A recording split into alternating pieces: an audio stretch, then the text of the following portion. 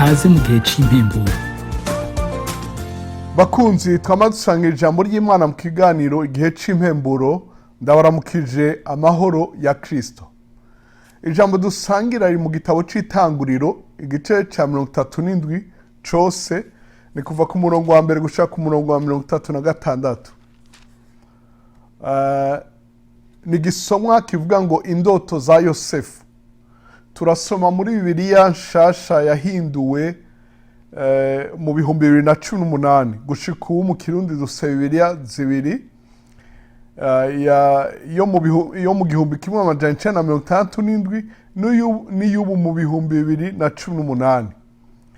Bibiliya kera iravuga ku mutwe w'amajambo handitse ngo inzozi za Yosefu, ariko muri iki gisomwa gishasha turasoma ngo indoto za Yosefu. Igituma tuhasoma nuko mu gisomwa giheruka twasomye mu Itanguriro igice ca 42 tuvuga ijambo rivuga ngo ibuka za nzozi canke ibuka za ndoto, tuvuga ku ndoto za Yosefu na bakuru biwe.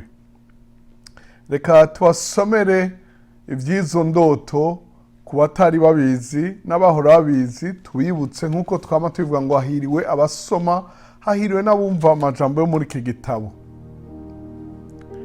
Kandi tuboneho kubashimira ingene mutwandikira mutubwira ibyifuzo vyanyu, ivyiyumviro vyanyu n'amasengesho n'intahe. Imana ibahezagire cane. Reka dusome kandi muhezagirwe n'iki gisomwa mpwemu yera abayagishe kandi abahishurire. Itanguriro 37 umurongo wa mbere. Umutwe w'amajambo handitse ngo indoto za Yosefu. Yakobo aba mu gihugu se yabayemo ari nyamukira, nico gihugu c'i Kanani. Ivy'uruvyaro rwa Yakobo nibi: Yosefu amaze imyaka 17 yaragirana umukuku na bene se, kandi yarakiri umwana kuri bene Biruha na bene Zirupa bakase, kandi yama barira se inkuru z'ibibi bakora. Isirayeli yafyinisha Yosefu kuruta abana be bose, kuko yamuvyaye ashaje, amubaririza umwambaro muremure w'amabara. Bene se babona yuko se amukunda kumubarutisha bose, baramwanga, ntibaba bakimuyagisha neza atari ukumutera imiragwe. Yosefu arota indoto, azirotorera bene se, barushiza kumwanga. Arabara ati, ehe nimwumve ivyo narose.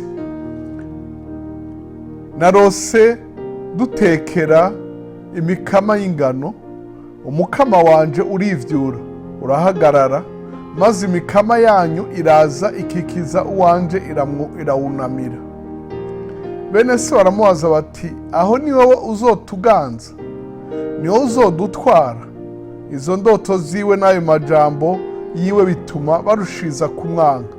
Yongera kurota izindi ndoto, azirotorera bene se ati, nongeye kurota izindi ndoto. Narose izuba n'ukwezi n'inyenyeri 11 binyunamira. Azirotorera se na bene se. Se aramukankamira ati, izo ndoto ni ndoto nki? Aho jewe na nyoko na bakuru bawe tuzoza dukubita inkoro hasi imbere yawe. Bene se amugirira ishari, ariko se azigaba ayo majambo mu mutima wiwe. Maze bene se baja kuragira umukuku wa se i Shekemu. Isirayeli abarira Yosefu ati, harya abakuru bawe ntibaragiye umukuku i Shekemu? Ehe ngwino ndagutume kuri bo. Aramwishura ati, ntuma. Aramubwira ati, genda urabe ko bakuru bawe bari amahoro, n'umukuku ko uri amahoro, uheze ugaruke umbarire. Nuko aramutuma, ava mu kiyaya c'i Heburoni ashika i Shekemu. Ariko arazimagirika ku misozi, bahura bukwi na bukwi n'umugabo. Uwo mugabo aramubaza ati, urondera iki? Aramwishura ati, ndondera abo tuvukana. Ntabara undangire aho baragiye. Uwo mugabo aramwishura ati, baravuye ino, kuko numvise bavuga ko bagiye i Dotani. Nuko Yosefu akurikira bene se, abasanga i Dotani.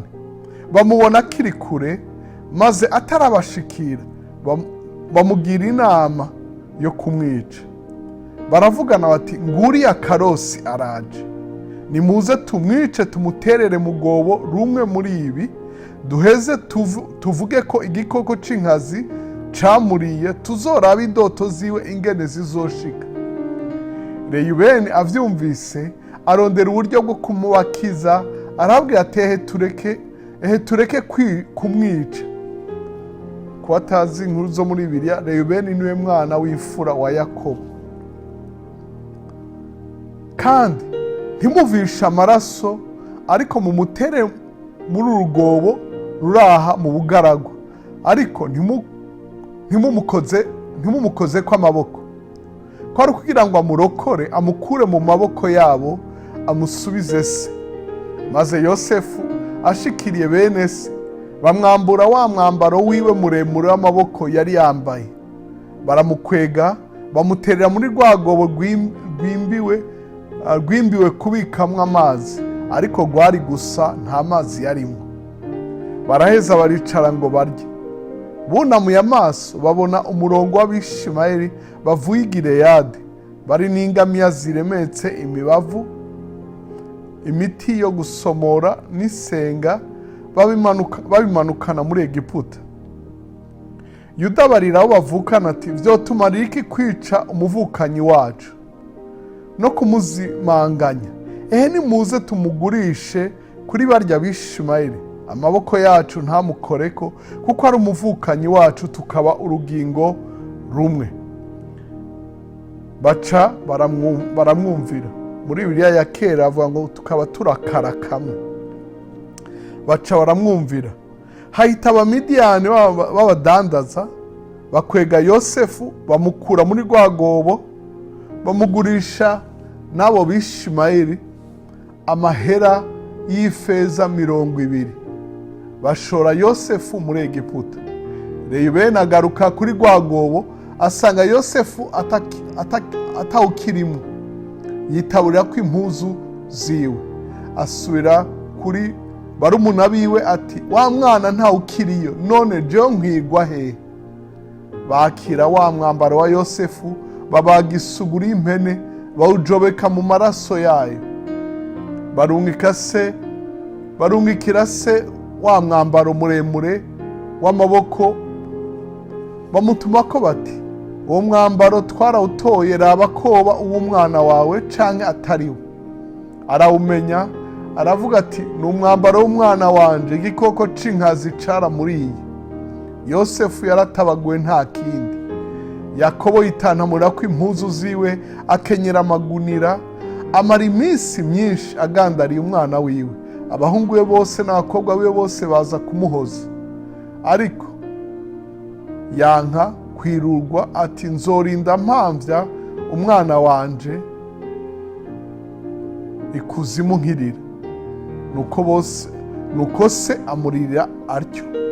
B'Abamidiyani bashikanye Yosefu muri Egiputa, bamugurisha kwa Potifari, icegera ca Farawo yaganza abamucungera. Imana ishimirwe iki gisomwa. Hari vyinshi twosobanura, nagiye mbona vyinshi, natanga ingene babaza impene kugira ngo bahende se. Ca nibuka inkuru y'ingene mama wa Yakobo yabaza impene, akamwambika urushato kugira ngo bahende Isaka se wa Yakobo, bavuga ko yoba ari Esawu. Twibare cane ivyo dukora muri iyi si, hari igihe bitugaruka canke bikibura mu bana bacu. Imana itubabarire kandi turinde mu nyifato yacu. Hari vyinshi nagenda araba, naravye inkuru ya Yosefu, ingene ubuzima bwe bwahindukiye ahantu hitwa Idotani. Idotani rizina n'ubwa mbere riseruka muri Bibiliya. Nibwo bwa mbere turisoma muri Bibiliya yose. Idotani bitangura kuvugirwa ngaha mu gitabo c'Itanguriro igice ca 34. Idotani abiga ivya Bibiliya bavuga ngo bisobanura ngo amariba abiri. Sinzi ico bisobanuye, mugaha Idotani bamutaye mu kinogo. Je ndacita ikinogo c'ugutabagwa. Kumbure vyasa no kumugirira nabi, ariko ndavyita ikinogo c'ugutabagwa. Mwene data, ari ibintu bigushikira ukababara, mugabo bikakuviramo gutabarwa. Mu gitabo c'ivyakozwe n'intumwa igice c'icenda umurongo wa 23 gushika kwa 25 turabona inkuru yo gutabarwa kwa Sawuli yahavuye yitwa Paulo bamuhiga ngo bamugirire nabi. Handitse ngo haheze iminsi myinshi abayuda baja inama yo kumwica, maze Sawuli amenya inama yabo bamutegera ku marembo ku murango no mw'ijoro kugira ngo bamwice.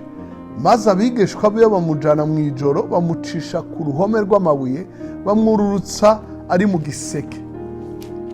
Uyu yatabariwe muri iki kinogo, Sawuli ariwe Paulo atabarirwa mu giseke. Hariho uburyo Imana yama igutabara, witege gutabarwa kuhoraho. Nje mvuga ngo ikinogo canke urwobo rwo gutabarwa. Aho i Dotani dusubira kuhabona mu gitabo ca kabiri c'Abami igice ca 6 ku murongo wa 13 kubandanya. Ni inkuru y'igihe Abasiriya bagomba gufata uwavugishwa n'Imana Elisa. Hama umukozi wiwe avyutse mu gatondo asanga bakikujwe n'ingabo nyinshi zije kubafata. Agira ubwoba, barira shebuja ati turapfuye. Shebuja aramubwira ati ntutinye kuko abatukikuje basumvya abo. Amaso ye arahumuka abona imikogote n'amafarasi n'ingabo nyinshi vyaka umuriro. Ndakwifurije Dotani yo kubona ugutabarwa kwawe. Kandi aho niho yahumuriwe, abona ivy'amaso asanzwe atabona. Mugabo aho niho abansi ba Elisa n'abansi umusavyi wiwe bahumiye, ntibasubira kubona, bajanwa ahandi batazi. I Dotani bisobanuye vyinshi. Kumbure nawe urafise i Dotani hawe, uhoraho agutabara. Ego i Dotani harababaje kuko niho Yosefu yamburiwe impuzu se yari yaramubaririye nziza. Impuzu bavuga ngo y'amabara menshi, muri Bibiliya ya kera bavuga ngo y'ikiyoberane. Baramwambura ahambarirwa ubusa. Kumbure yahambikiwe impuzu y'ubuja aho bamugurisha kuri abo Bamidiyani. Mukundwa, ubuzima bwawe bwaba bwarahindukiye i Dotani, bwaba bwarahindukiye ahandi sinzi. Aho niho yakuriwe i Kanani mu gihugu ca se iwabo, akajanwa Egiputa mu mahanga. Sinzi aho ubuzima bwawe bwahindukiye. Mugabo ico ngomba ndakwarire, witege gutabarwa kuhoraho, witege guhindurirwa amateka n'uhoraho nkuko yahinduriye Yosefu. Aha baravuze ngo turabe ico indoto ziwe zizovamo. Aho twasoma mu gice ca 42 twarabonye ko Yosefu yabaye umuntu ahambaye, yibuka za ndoto, yibuka za nzozi. Imana ikugire neza, wihangane, kuko mu Baroma igice c'8 umurongo wa 28 handitswe ngo turazi neza ko kubakunda Imana vyose bifataniza hamwe kutuzanira ivyiza abahamagawe nk'uko yabigabiye. Nkundira ndakwarira aka gakuru k'abantu babiri ngo bariko baragenda mu bugaragwa. Hanyuma mbere ko baja mu bugaragwa, umwe yari yagize ivyago yitema urutoke. Ngira bariko baratema inkwi canke ibiti canke ikintu sinzi. Hama umwe aza kwitema urutoke ruracika. Mugenzi we aramubwira ati vyose bifataniza hamwe kutuzanira ivyiza. Wa undi yacitse urutoke ntivyamunezera, ntivyamuhimbara, arababara, arakabika mu mutima. Hanyuma baza kugenda, bari mu rugendo baja mu bugaragwa, bagira inyota. Bombi baja kuvoma amazi bururutsa y'umugozi. Vyasaba ko umwe amanuka n'umugozi akavoma, akazana, akanwa hanyuma akaca agaruka. Ntibari bafise ico bavomesha. Wa undi yacitse urutoke atangura ko ari we yuruka. Mugenzi we aramwurutsa, amanuka mw'iriba, aranwa amazi muri ca kinogo, aca aravayo. Wa undi akomeye atacari aba ari we ya kabiri aja muri ca kinogo. Mugenzi we aramwurutsa ku mugozi, ashitse mu kinogo aranwa amazi, abona ati nahejeje nduzo. Undi atoya guma ngaho, byose bifatanizamo tuzana ibyiza, kuko yari yarabitse inzigo, yari yarakabitse mu mutima, amurekerayo. Wa undi acitse urutoki aca arigira, bahura n'abantu bagenda barondera abantu ho kudandaza babaja, baramufata bamujana aho muri ico gihugu hari hakiri abami. Hanyuma bamushikanyeyo, umwami aramwanka, aravuga ati sinshaka gukoresha umuntu acitse urutoki, jewe nkeneye abantu batagira agasembwa. Amurekura uko, babandi baca baramurekura ati genda tuve mu maso, umwami yakwanse. Aca ava ngaho yirukanka aja kuri ca kinogo, akurayo mugenzi we, aramubwira ati ndatahuye ko byose bifataniza hamwe tuzana ibyiza, kuko iyo tuza kuba turi kumwe nawe bari kukugirira nabi, bari kuguhindura umuja. None ndabitahuye, umbabarire, nari narakugiriye inzigo. Mukundwa, sinzi ibyo ahuye navyo mu buzima, umenye ngo uhoraho agufitiye umugambi mwiza, naho haroba agufitiye umugambi mubi, kuko ubugingo bwawe bufiswe n'Imana mu kiganza. Imana iguhezagire, urakoze kudutega yombi, kandi ubandanye gusoma Bibiliya, ugende usaba mpwemu yera ngo uronke ihishurirwa. Ntuyisome gusa, kandi ntusimbe ahantu ngo narahasomye, kuko hama hariho ihishurirwa. Ubugingo bw'abakristo bugizwe n'ihishurirwa no kudekuvura no kuvumbura ikintu gishasha. Imana iguhezagire cyane kandi kugirire neza, kandi ubandanye gusangiza abandi ubutumwa bwiza. Urakoze kudutega yombi, uragahezagirwa.